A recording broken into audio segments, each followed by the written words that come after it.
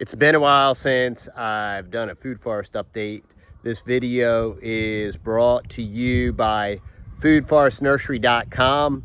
If you go on over to foodforestnursery.com, you can use the discount code TheTexasBoys-10 for 10% off.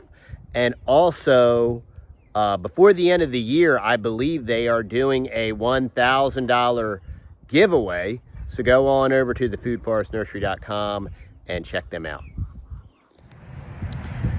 For all y'all that have been following the channel, you know that since going carnivore, we converted our lighter gardening system into a small food forest. So over here we have a fig tree collection, and then on this side we have 4 different varieties of blueberries and strawberries.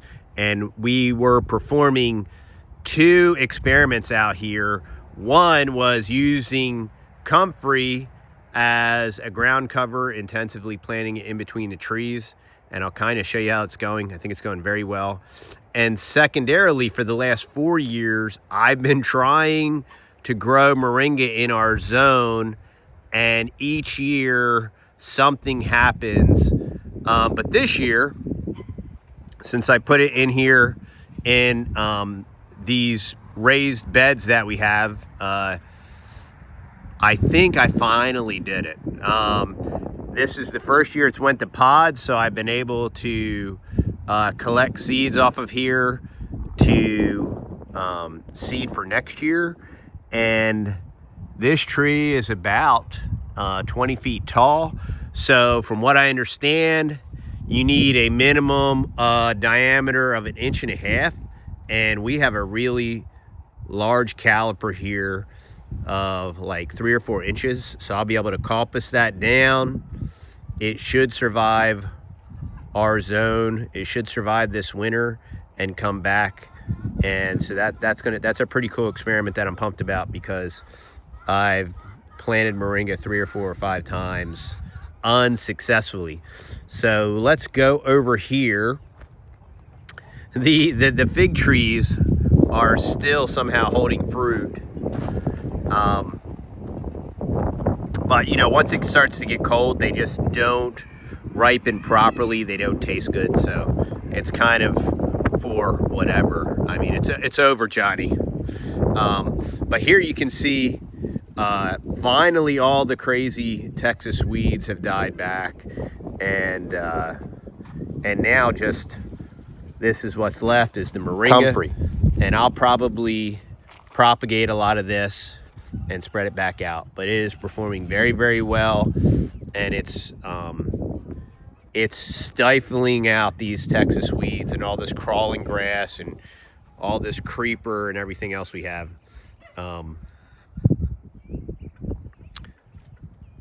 But the comfrey is performing very well. And then for whatever reason, this row did the best, and I can't quite explain any of this stuff.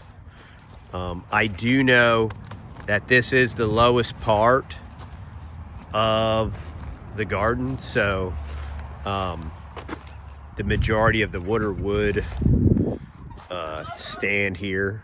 So maybe that is the reason why this specific row performed so well, but I don't know. But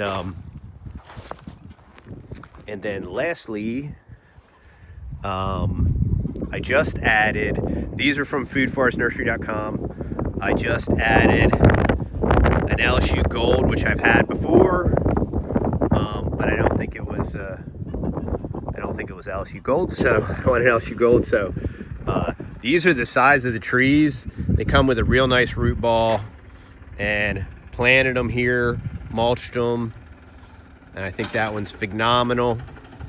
But these are 3 or 4 foot trees, very well established. And then I got 4 different varieties for our zone. Pecan. 4 or 5 years ago, I planted several pecan, and for whatever reason, none of them survived, whether they were attacked by goats or by random acts of homesteading.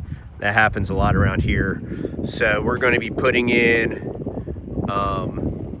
4 new varieties of pecans, probably in the back food forest over here on the back fence line, because they will get very large. And hopefully I'll have time to give you some more food forest updates. But we had some really cool stuff going on out here that I wanted to jump on real quick and show you. Hope y'all have a blessed day, and we'll talk to you soon.